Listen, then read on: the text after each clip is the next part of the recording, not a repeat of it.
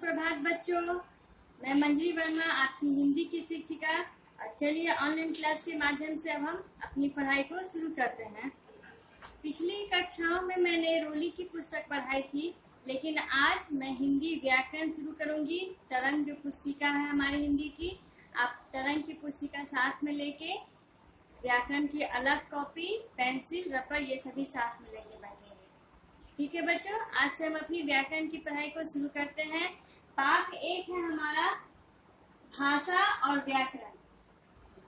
भाषा और व्याकरण पाठ में हम देखेंगे भाषा किसे कहते हैं, लिपि किसे कहते हैं, व्याकरण किसे कहते हैं।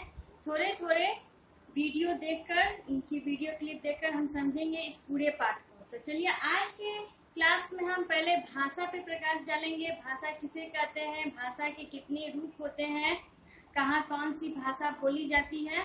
ठीक है बच्चों, तो चलिए हम देखते हैं। भाषा जिस साधन के द्वारा हम अपने भावों और विचारों को दूसरों तक पहुंचा सकते हैं और दूसरे के भावों और विचारों को समझ सकते हैं, उसे भाषा कहते हैं।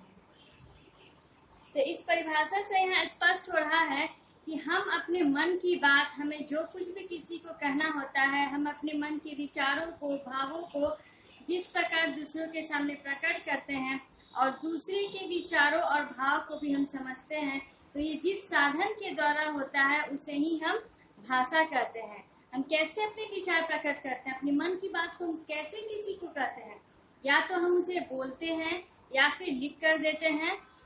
क्या इसी तरह अपने मन के विचार को प्रकट करते हैं। हमें भूख लगती है तो माँ को बोलते हैं माँ मुझे खाना चाहिए, या फिर हमें किसी चीज की आवश्यकता होती है तो फिर हम बोलते हैं कि हमें इस चीज की आवश्यकता है, मुझे आप लोगों को कुछ समझाना है, तो मैं भी आप लोगों को बोल रही हूँ, मैं अपने मन के विचारों को आपको बता रही हूँ, आप उस चीज को समझ रहे हैं। तो ये किसके द्वारा हो रहा है, इसका साधन क्या है, इसका साधन भाषा है। समझ में आप लोगों को भाषा किसे कहते हैं। अपने विचारों के हम आदान प्रदान जिस साधन के द्वारा करते हैं उसे हम भाषा कहते हैं। भाषा विचारों के आदान प्रदान का साधन है। आदान प्रदान मतलब देना लेना। हम अपने विचारों को आपके सामने प्रकट करते हैं, आपके विचार हमारे सामने प्रकट होते हैं, हम उसे समझते हैं, इसे ही आदान प्रदान करते हैं। तो भाषा क्या है, विचारों के आदान प्रदान का एक साधन है, यानी कि माध्यम है। हम किसी भी भाषा में ही ना किसी को कुछ कहेंगे, चाहे वो कोई भी देश की भाषा हो। तो इस प्रकार ये जो हम जिस साधन के द्वारा अपने विचारों को दूसरों के सामने रखते हैं, दूसरों को समझाते हैं, उसे ही हम भाषा कहते हैं। तो चलिए अब हम देखते हैं कि भाषा के रूप। भाषा के रूप, इसकी परिभाषा आप लोगों को समझ में आ गई। एक बार फिर से देख लीजिए। जिस साधन के द्वारा हम अपने भावों या विचारों को दूसरों तक पहुंचाते हैं और दूसरों के भाव एवं विचार को समझ सकते हैं, उसे भाषा कहते हैं। भाषा विचारों के आदान प्रदान का साधन है। दूसरों की बात को हम समझते हैं और दूसरा कोई हमारी बात को समझता है। किसके द्वारा, भाषा के द्वारा। चलिए अब आगे चलते हैं। भाषा के रूप। भाषा के मुख्यतः 2 रूप होते हैं, एक होता है लिखित और एक होता है मौखिक। भाषा के 2 रूप होते हैं, मौखिक भाषा और लिखित भाषा। इस तरह से हम यहाँ डायग्राम बनाएंगे। भाषा के 2 रूप यहाँ दिखाया गया है। एक रूप यहाँ है, इसको कहेंगे हम मौखिक भाषा। मौखिक भाषा यानी कि बोलकर किसी को हम, मौखिक भाषा का अर्थ होता है बोलकर, किसी को हम बोलकर अपनी बात को समझाएंगे और दूसरा सुनेगा और हमारी बात को समझेगा। दूसरा है लिखित भाषा।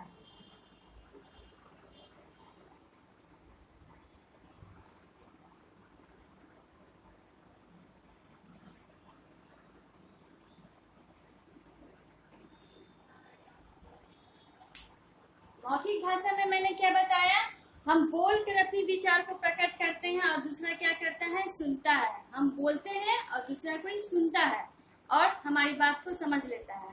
या फिर दूसरा कोई बोलता है तो तो हम उसकी बातों को सुनते हैं और उसके बात को समझते हैं। अब हमारा है लिखित भाषा। लिखित भाषा में क्या होता है? लिखित भाषा में हम कुछ लिखते हैं और दूसरा कोई पढ़ता है, या फिर दूसरा कोई लिखेगा और हम लोग उसको पढ़ेंगे और उसकी बातों को समझेंगे। इसे कौन सा रूप कहते हैं? लिखित भाषा। हम लिखते हैं और दूसरा कोई पढ़ता है, या फिर दूसरा कोई लिखेगा और हम लोग उसको पढ़ेंगे, तो इस तरह की भाषा को क्या कहेंगे? लिखित भाषा। आइए इसकी परिभाषा को भी हम देख लें। मौखिक भाषा। मौखिक भाषा किसे कहते हैं? भाषा के इस रूप में बोलकर अपनी बात कही जाती है और दूसरा सुनकर बात को समझ लेता है। बोलकर अपनी बात कही जाती है और दूसरा सुनकर अपनी बात को समझ लेता है। यहाँ पे आप लोगों की किताब में उदाहरण दिया हुआ है। यहाँ पे एक नेता है, ये भाषण दे रहा है, तो भाषण दे रहा है और लोग इसकी बातों को सुन रहे हैं, समझ रहे हैं। ये कौन सा रूप हुआ? मौखिक रूप। यहाँ हम लोग मोबाइल फोन पे, टेलीफोन पे बात करते हैं, तो क्या करते हैं? दूसरों को अपनी बात बोलते हैं और उधर से जो फोन हमारा रिसीव करता है वो हमारी बात को सुनकर समझता है। तो इस तरह से बोल के और सुन के जो भाषा का आदान प्रदान होता है उसे क्या कहेंगे? उसे कहेंगे मौखिक भाषा। समझ में आ गया? अब हम देखते हैं लिखित भाषा। एक हो गया मौखिक, अब दूसरा है लिखित। लिखित भाषा किसे कहते हैं? भाषा के इस रूप में लिखकर अपनी बात दूसरों तक पहुंचाई जाती है। लिखकर अपनी बात दूसरों तक पहुंचाई जाती है और दूसरा उसको पढ़ के बात को समझ लेता है। समझ में आ गया बच्चों? पहले भी मैंने बताया, हम अपनी बात को लिखेंगे और दूसरा कोई पढ़ेगा, तो कौन सा रूप हो गया? लिखित रूप हो गया।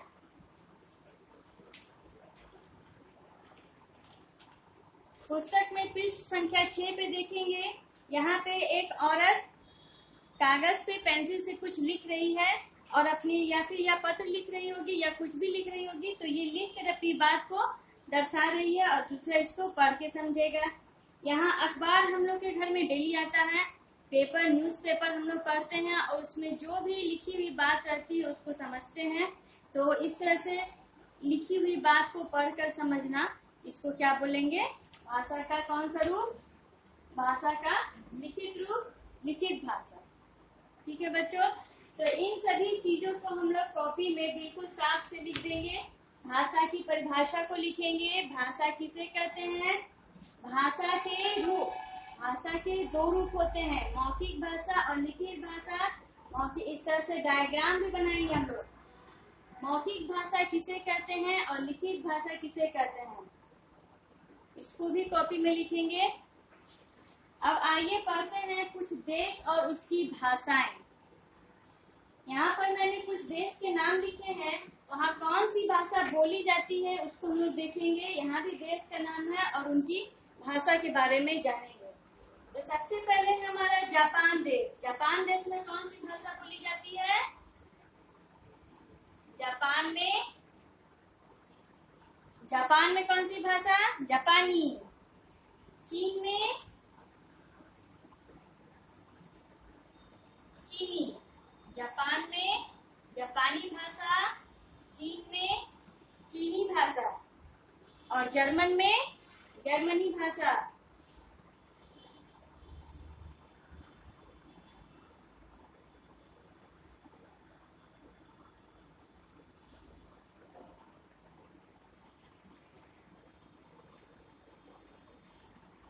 जर्मनी में जर्मन भाषा बोली जाती है। ठीक है बच्चों, जापान में जापानी, चीन में चीनी भाषा, जर्मनी में जर्मन भाषा। आगे यहाँ देखेंगे इंग्लैंड है। इंग्लैंड में कौन सी भाषा? अंग्रेजी भाषा। इंग्लैंड में अंग्रेजी, इंग्लिश भाषा का प्रयोग होता है। अंग्रेजी। उसके बाद है रूस। रूस में कौन सी भाषा? रूसी।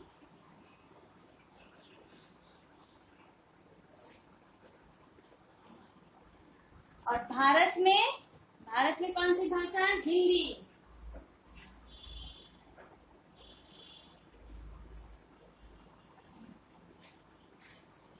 एक और है यहाँ पे फ्रांस।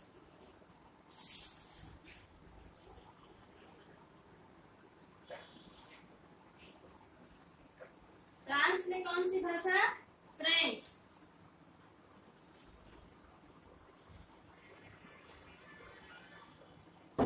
इंग्लैंड में अंग्रेजी, रूस में रूसी, भारत में हिंदी, फ्रांस में फ्रेंच। तो ये हमारा हुआ देश और उनकी भाषाएं। जापान में जापानी, चीन में चीनी, जर्मनी में जर्मन, इंग्लैंड में अंग्रेजी, रूस में रूसी, भारत में हिंदी, फ्रांस में फ्रेंच। तो इन भाषाओं के माध्यम से लोग अपने विचारों और भावों को इन देशों में प्रकट करते हैं। आगे की कक्षा में हम कुछ राज्य और उनकी भाषाएं देखेंगे, लिपि की परिभाषा और व्याकरण की परिभाषा देखेंगे बच्चों, और अभ्यास को बनाएंगे। ठीक है, तो अभी मैंने इस कक्षा में जो भी पढ़ाया और लिखाया है उसको आप लोग अपनी अपनी फेयर कॉपी में लिख के याद कीजिएगा। व्याकरण की कॉपी अलग रहेगी। ठीक है बच्चों, आगे की पढ़ाई अगली कक्षा में। धन्यवाद।